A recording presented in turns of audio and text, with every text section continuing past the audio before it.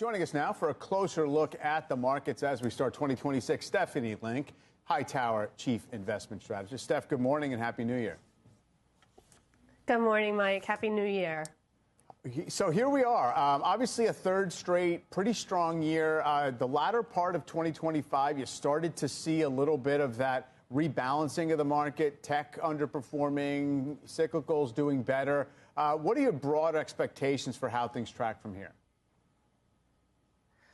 Actually, I think 2026, we could see an acceleration, Mike, in the economy, not only from the consumer, which has been resilient, and we've been talking about it all last year, and the AI momentum, but now you have this year, you have more fiscal policies coming into place with the One Big Beautiful Bill, which will help not only the consumer, but corporations. You have bank lending, which is really important. The H8 data from the Federal Reserve, we've seen 10 consecutive weeks of acceleration in loan growth, and that will help to fuel the economy as well. Deregulation, M&A, and also we know that the Fed cutting, it's always a lag of impact. So I think as the Fed continues to cut, and I don't know if they're going to be very aggressive, but it should be a positive as well. So I think it all sets up for continuation of good earnings. Last year, earnings grew 14%. This year, I think you're going to grow about 10 to 12%.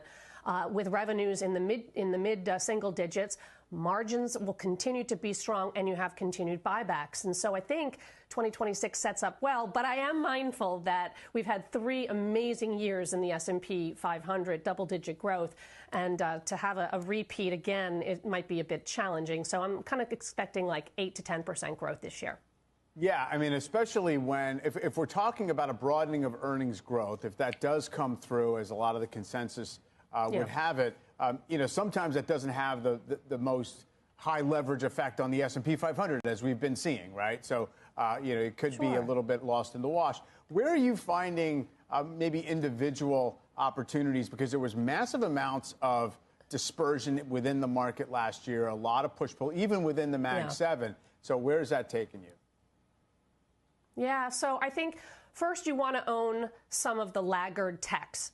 And that would be, in my mind, Meta, and we can go through it. You also want to own economically sensitive companies like Union Pacific, some of the rails, which have actually lagged in the past year. You definitely want to own automation. That is in the early innings. That's like a Rockwell Automation. You want to absolutely continue to have exposure to consumer. I like it via Capital One or even something like an Estee Lauder. And lastly, I've been a big fan of animal health. Zoetis was down 23% last year. This is an industry leader with 20% market share. So I think there's opportunity there. Talk a bit about Meta. Obviously, there's been a lot of, each of these AI players, the hyperscalers, whatever you want to call them, have run hot and cold in investors' minds, and it's 17% off the high. Yeah, and that's one of the reasons why I like it. It's 17% off the high. It's trading at 23 times earnings, and you're getting 20% earnings growth and 26% revenue growth. And I think 2026 sets up well for Meta because they have been spending so aggressively. And so AI is going to lead to better tools, new customer applications, messaging improvements. And also you have this cost-cutting program in Reality Labs that could be something like $5 billion.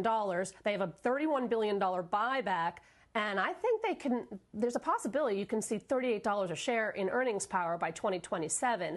So I think you add it all up, the fact that stock has lagged and people are mad at the company for spending, I think that spending is actually leading to better ROIs. We saw it last quarter with impression growth of 14% and time spent up 5%. So it's working. We don't like them spending that much, but it's working. And eventually you're going to get better operating leverage.